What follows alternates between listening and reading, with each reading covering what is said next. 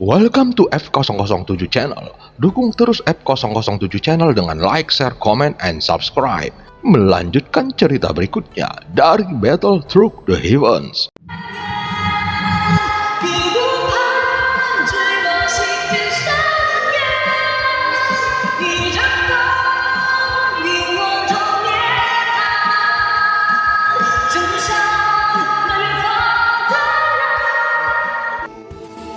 Selamat beraktivitas dan terima kasih atas dukungannya selama ini.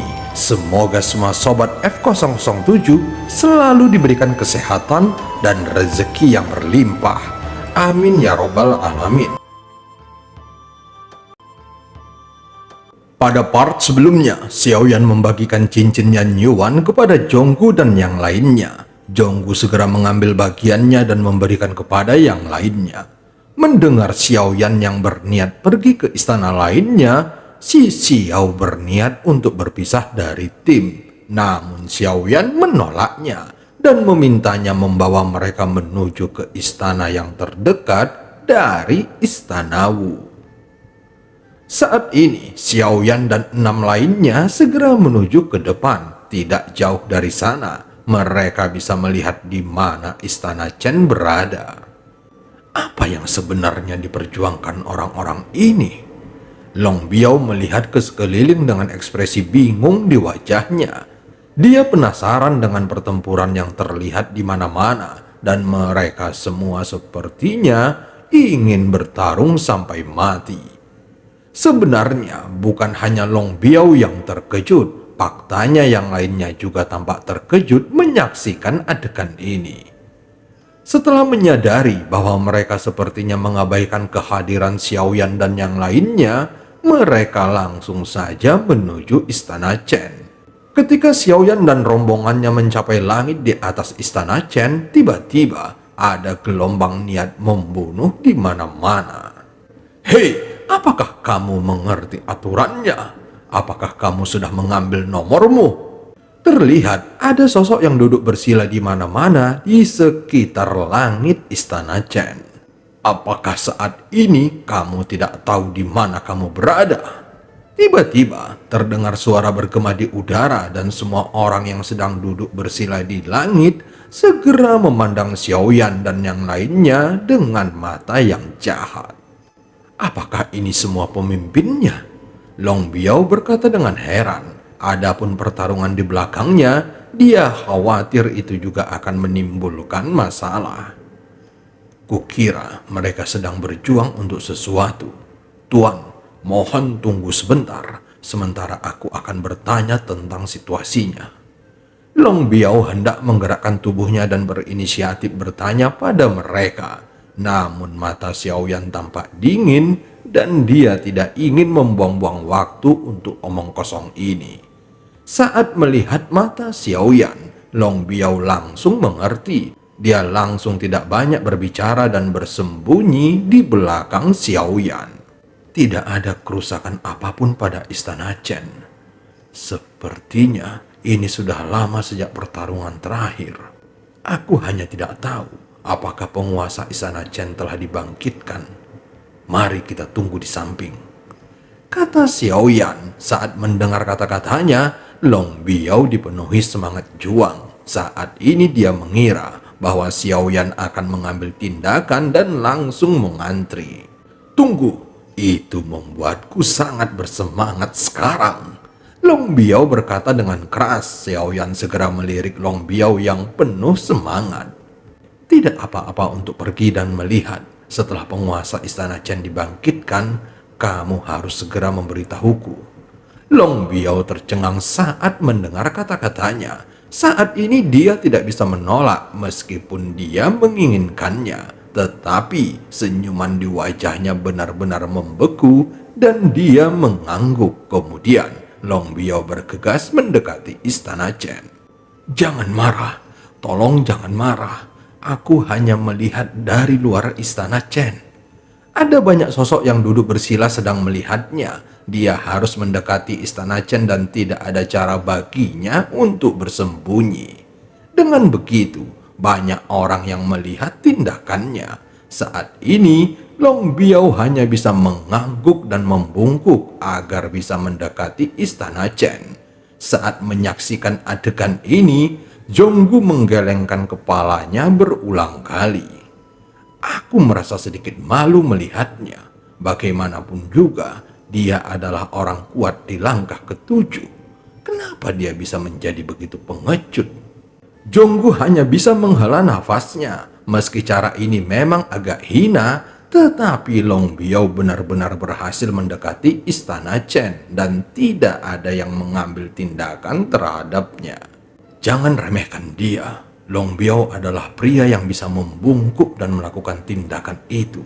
Hal yang paling menakutkan adalah seseorang yang bisa membuatmu berpikir dia bodoh, padahal dia adalah yang paling pintar. Jin Dongming yang sedang duduk langsung bergumam. Long Biao tampaknya mau berkompromi, namun nyatanya merekalah yang tidak segan-segan mencapai tujuannya dengan cara apapun. Bagaimanapun, inilah kelihayannya.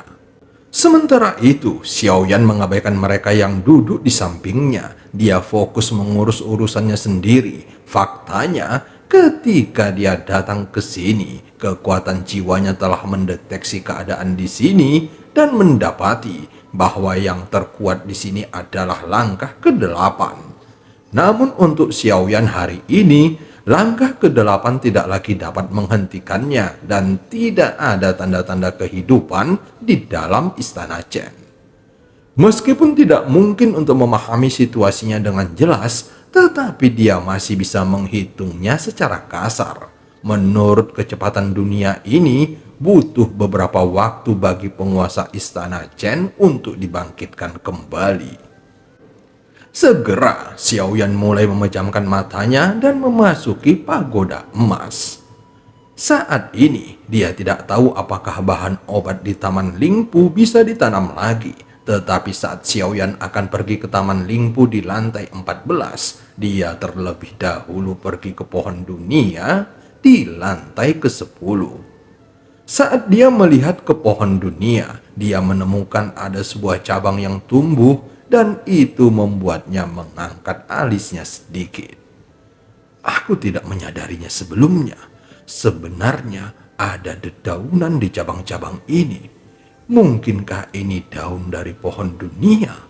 Xiaoyan berkata dengan heran. Untuk memperbaiki pembatasan dunia, dia perlu menggunakan kekuatan pembatasan yang kuat dari Goyan untuk melakukannya dengan paksa atau dengan daun pohon dunia. Ini adalah informasi yang dia peroleh dari sosok nomor 7 di alam dewa kekacauan. Apakah masalahnya benar-benar dapat diselesaikan dengan cara ini? Aku juga tidak tahu apakah bisa sesederhana itu. Xiaoyan bergumam pelan dan terlihat ada keraguan di matanya. Apakah kamu ingin menggunakan ini untuk membantu dunia kuno dewa abadi dan iblis? Tepat ketika Xiaoyan sedang memikirkannya, tiba-tiba suara Zhan tua terdengar pelan. Bukan itu masalahnya untuk saat ini. Mungkinkah daun pohon dunia ini sebenarnya tidak diinginkan? Xiaoyan bertanya, mungkinkah hubungan antara pohon dunia dengan dunia kuno dewa abadi dan iblis saat ini tidak baik? Meskipun aku menyetujui roh dunia kuno dewa abadi dan iblis, namun itu hanya secara lisan. Setelah melihat pohon dunia di depanku, daunnya juga tidak banyak, bahkan bisa dikatakan jumlahnya sangat sedikit. Setiap daun pohon dunia mewakili sebuah dunia. Tentu saja saat ini daun-daun tersebut belum mencapai tahap melahirkan dunia. Aku hanya ingin memberitahumu bahwa keselamatan juga berarti kehancuran. Segala sesuatu yang terjadi di dunia ini adalah check and balancing. Jika mendapatkan sesuatu, maka akan kehilangan sesuatu juga. Zhan tua berdiri dengan tangan di belakang punggungnya. Dia baru saja menjelaskan pemikirannya kepada Xiaoyan, namun dia tidak menahan atau membantunya dalam mengambil keputusan apapun. Terima kasih Zhan Tua atas bimbinganmu. Xiao Yan sedikit mengepalkan tinjunya. Zhan Tua telah menemani Xiao Yan dari kekuatannya hanya berada pada tingkat Daoxian sampai sekarang, sehingga hal ini telah berkembang menjadi kebutuhannya untuk mengambil resiko dan bantuan sampai dia mampu berdiri sendiri. Dibandingkan dengan saat dia berada di level Daoxian, Xiao Yan sekarang memiliki kekuatan dan cara berpikirnya tidak lagi sebanding dengan masa lalu. Xiao Yan juga merupakan monster tua yang telah hidup hampir 10.000 tahun. Secara alami, pikiran dan perhitungannya akan meningkat dari hari ke hari. Dalam kata-kata singkat Zhan Tua, Xiao Yan secara alami dapat menyimpulkan ada pro dan kontra. Ketika aku menggunakan daun ini untuk menyelamatkan dunia kuno, dewa abadi dan iblis, apakah aku harus menanggung akibatnya? Xiao Yan berkata perlahan. Tidak hanya kamu, dunia kuno, dewa abadi dan iblis juga akan menanggungnya. Sebab dan akibat dari pohon dunia dapat membawa vitalitas yang tiada habisnya atau kehancuran tanpa akhir. Daun pohon dunia dapat menyelamatkan dunia kuno, dewa abadi dan iblis. Namun ada juga harga yang harus dibayar.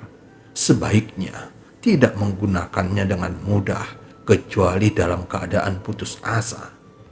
Tentu saja dunia kuno, dewa abadi dan iblis belum memberi Xiao Yan bantuan yang setara dengan daun pohon dunia. Sedikit kekayaan sumber daya dunia kuno, dewa abadi dan iblis saja tidaklah cukup untuk imbalannya. Jika daun pohon dunia ini memiliki kemampuan yang begitu kuat, namun beberapa lembar daun pohon dunia yang tersisa ini harus dicadangkan Xiao Yan untuk tujuan ini dan juga untuk mempersiapkan kebutuhan tak terduga di dunia sensi. Xiao Yan segera mengangguk tetapi tidak melanjutkan kata-katanya lagi. Saat ini waktunya tidak banyak, jadi dia langsung pergi ke Taman Lingpu dan memeriksa apakah herbal yang ditanamnya tumbuh. Semua bahan obat yang ditanamnya dibutuhkan untuk menyempurnakan pil pemecah racun Tianling. Bagaimanapun juga, Xiao Yan harus bersiap untuk mengalahkan Ning Yao yang memasuki gerbang kuno. Hanya saja sejauh ini dia belum menemukannya. Jika mereka bertemu dan begitu Ning Yao mengenalinya, maka dikhawatirkan pertempuran tidak akan bisa dihindari. Tentu saja Xiao Yan juga ingin menyelesaikannya secepatnya untuk menghindari masalah di masa depan yang tidak perlu. Jika dia benar-benar berhasil menerobos keabadian para dewa, maka situasi ini akan menjadi tidak sederhana lagi. Dan cerita pun berakhir. Sampai ketemu di part selanjutnya.